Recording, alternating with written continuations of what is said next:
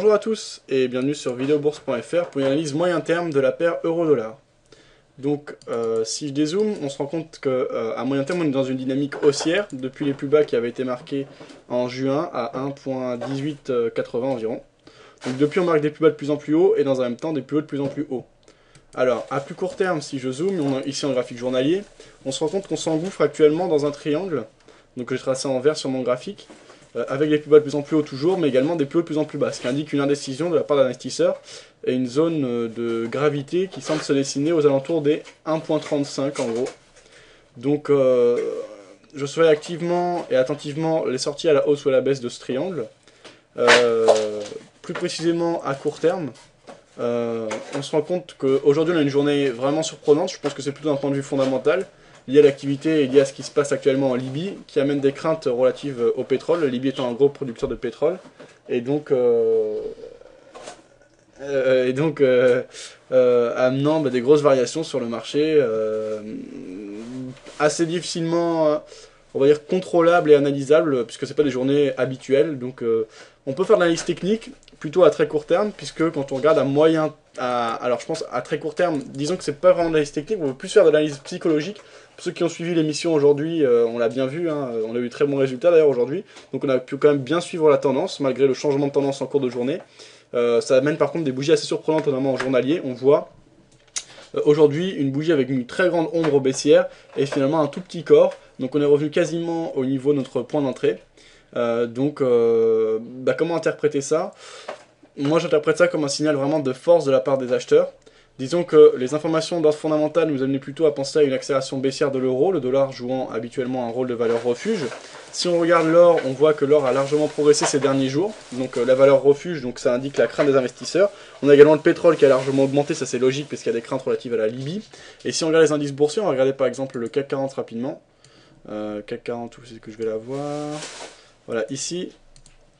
Alors, 2 petites secondes, j'applique le template, voilà. On va se mettre en journalier. On voit que sur le CAC 40, on est sur 2 journées de forte baisse. C'est beaucoup moins prononcé sur le DAX. Sur le Dow Jones, alors je sais pas ce que ça a donné aujourd'hui. Je vais également aller voir le Dow Jones. Mais je sais que les marchés européens dans leur ensemble ont bien baissé. Donc quand les indices boursiers baissent, ça souligne vraiment le fait, voilà, ici si on regarde en graphique journalier, on a également un Dow Jones qui baisse. C'est moins franc que le CAC 40, mais ça baisse tout de même. Donc cela traduit une inquiétude de la part des investisseurs. Et cette inquiétude, c'est dans un premier temps traduit sur l'euro face au dollar. Alors ici, je suis en 1 minute. Si je dézoome, on va s'en rendre compte de cette journée. Ici, en 1 minute, grosse phase d'accélération baissière.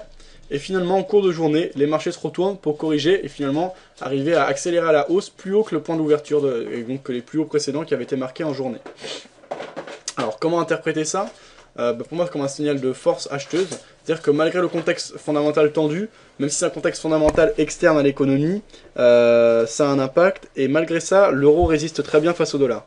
Donc dans ce contexte, moi je pense qu'on a plus de chances de sortir à la hausse du triangle qu'à la baisse. Les vendeurs peuvent profiter de petits événements comme ça ou de phases de retracement. Mais finalement, la force de fond reste acheteuse. C'est comme ça que j'interprète le mouvement du jour, je me trompe peut-être dans l'interprétation, on verra bien. Quoi qu'il en soit, cela ne traduit certainement pas une force vendeuse, puisqu'on voit que le mouvement a été tout de suite corrigé. Malgré tout, je ne prendrai pas position à l'achat dès maintenant. Si je vais prendre une position, j'attendrai le franchissement et le signal technique qui est le franchissement à la hausse et donc la sortie à la hausse du triangle pour parier sur le ralliement de la base. À ce moment-là, on pourrait parier sur un ralliement des 1.4282. L'objectif se placerait donc juste en dessous, par exemple à 1.4260, ça me semble cohérent comme objectif. Qu'est-ce que j'aurais d'autre à ajouter? Alors, quel scénario pourrait invalider ce dernier? Déjà le non-franchissement à la hausse de la trendline. Également, si on a, par exemple, demain, une grosse bougie baissière qui, elle, vient clôturer très bas, donc ce qui indique une force vendeuse et une réelle volonté de reprendre en main le marché, comme ce qu'on a pu avoir ici, par exemple, lors de la journée c'était début février, la journée du 3 février dernier. On pourrait interpréter ça comme un signal baissier intéressant à moyen terme pour jouer l'accélération baissière et pourquoi pas le ralliement du bas du triangle. Cependant, j'ai beaucoup plus d'arguments à la hausse. Déjà, les moyennes mobiles évoluent à la hausse. Les cours sont au-dessus des moyennes mobiles qui sont autant de supports possibles. Donc là, dans un premier temps, j'avoue que je me concentrerai plutôt sur une sortie éventuelle à la hausse du triangle pour parier sur une accélération haussière d'autant que les arguments moyen terme vont dans ce sens, à savoir qu'on est dans une tendance de fond qui est haussière. Il faut toujours mieux aller dans le sens de la foule que contre la foule, je ne répéterai jamais assez. Bref, c'est à peu près tout ce que j'ai à dire sur l'euro-dollar.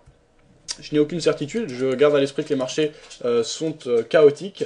Je pense plutôt à un scénario haussier pour les prochains jours, prochaines semaines. On verra ce qu'il en est. Jusqu'à présent, on a les dernières analyses, c'était de très bons résultats. Donc on verra si j'ai raison encore une fois. Cependant, malgré mon avis haussier, pas de point d'entrée, donc pas de prise de position moyen terme avant le franchissement effectif du haut du triangle. Voilà.